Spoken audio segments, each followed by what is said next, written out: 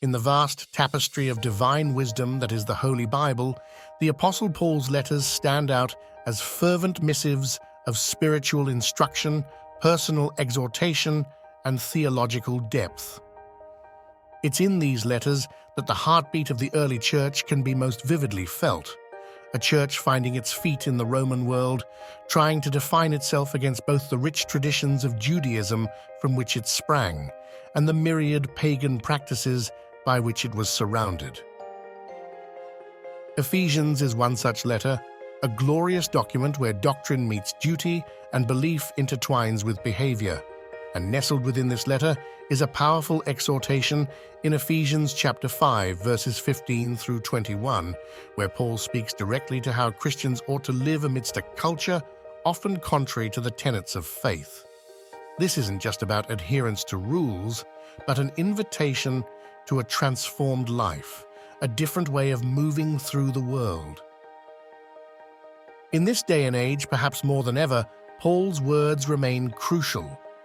We find ourselves amidst a sea of information, an era of rapid technological advancements, and a culture that champions relativity over absolute truths. These verses in Ephesians serve as a compass, a guiding light in the tempest of modern challenges. It's a poignant reminder that the pursuit of godliness isn't just about isolated moments of piety, but an all-encompassing lifestyle that reflects Christ in every decision, action, and interaction. When we delve into these verses, we aren't just engaging with ancient text, we're encountering timeless truths, a divine blueprint, beckoning us towards a deeper relationship with Christ, challenging us to walk wisely in an age that so desperately needs the salt and light of the gospel. In Ephesians 5, verses 15 through 21, we read, "See then that you walk circumspectly, not as fools but as wise, redeeming the time, because the days are evil. Therefore do not be unwise, but understand what the will of the Lord is. And do not be drunk with wine, in which is dissipation, but be filled with the Spirit, speaking to one another in psalms and hymns and spiritual songs, singing and making melody in your heart to the Lord, giving thanks always for all things to God, the Father, in the name of our Lord Jesus Christ, submitting to one another in the fear of God." In this passage, Paul touches on how believers can walk wisely, understand God's will, be Spirit-filled, and relate with one another.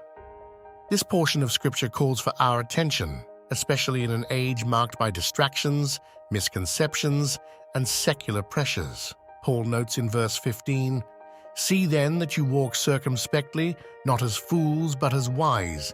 Paul calls believers to walk or live circumspectly.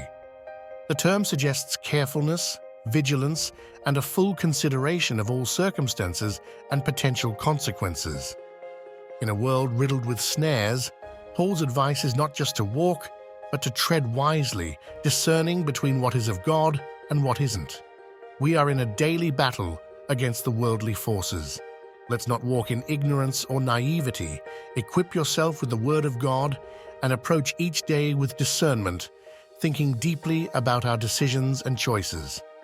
In verse 16, Paul says, "Redeeming the time, because the days are evil." To redeem the time means to make the most of every opportunity, to grasp it, and to use it for God's glory. Paul recognizes the evil nature of the days he and the Ephesians lived in. And how much more for us today?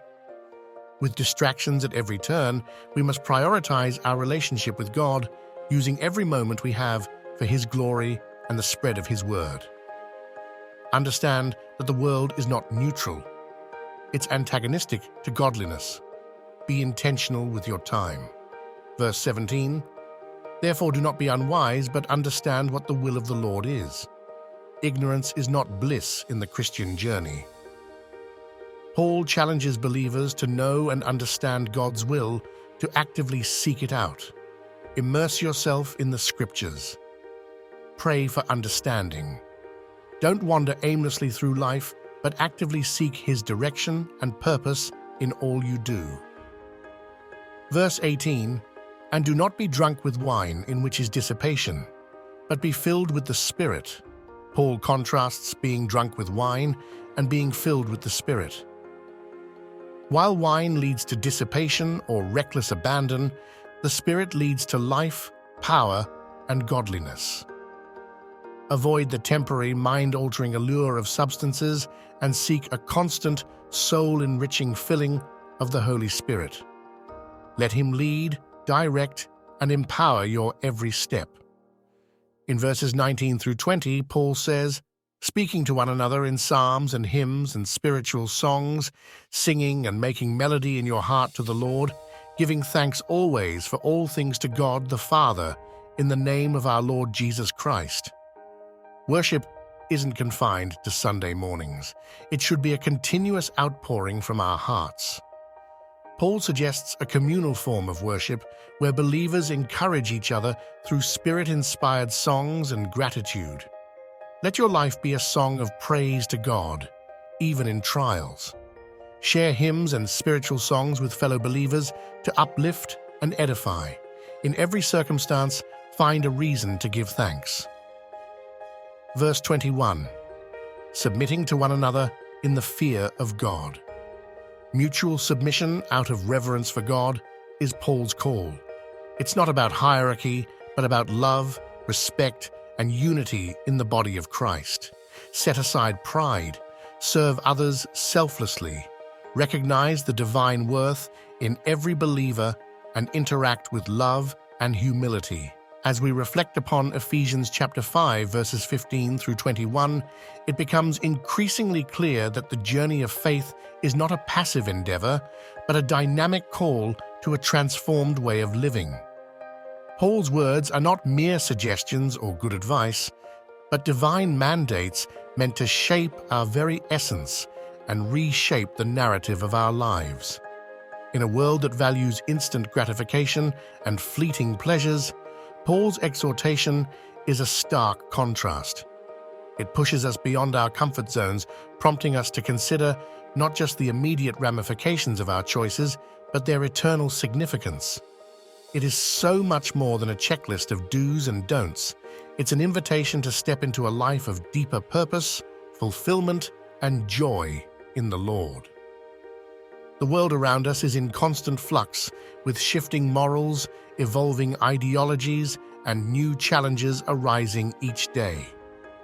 But the Word of God remains steadfast and unchanging, a beacon of hope amidst the tumult. As believers, our mission, as illuminated by these verses, is to be that unwavering reflection of Christ's love, grace, and truth in our every action, word, and thought. So as we move forward, let us not just read or hear these words, but internalize and live them out with fervor and passion. May we become living testimonies, echoing the truth of the gospel in the corridors of our workplaces, homes, and communities. And as we do, let's inspire others to join us in this beautiful dance of faith, where every step is in harmony with God's divine orchestration. In this way, our lives will not only be transformed, but we will also become catalysts for change, leading others towards the embrace of our Savior. I want to take a moment to extend my deepest gratitude to each and every one of you for lending your ears and your hearts to this exposition. Your dedication to understanding and internalizing God's Word is truly commendable. If today's exploration of Ephesians has ignited a fire within your soul, I encourage you to dive even deeper. There's a wealth of divine wisdom waiting to be unpacked, and I know just the place for you to continue this journey. I invite you to visit and subscribe to my YouTube channel, Gospel Illuminations.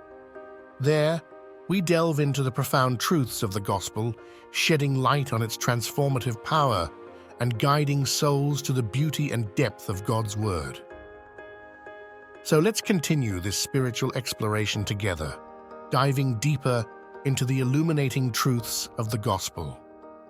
Be sure to click, subscribe, and share Gospel Illuminations with those you love. Let's fan the flames of our faith, illuminate our paths, and truly become beacons of Christ's love in this world. God bless you all.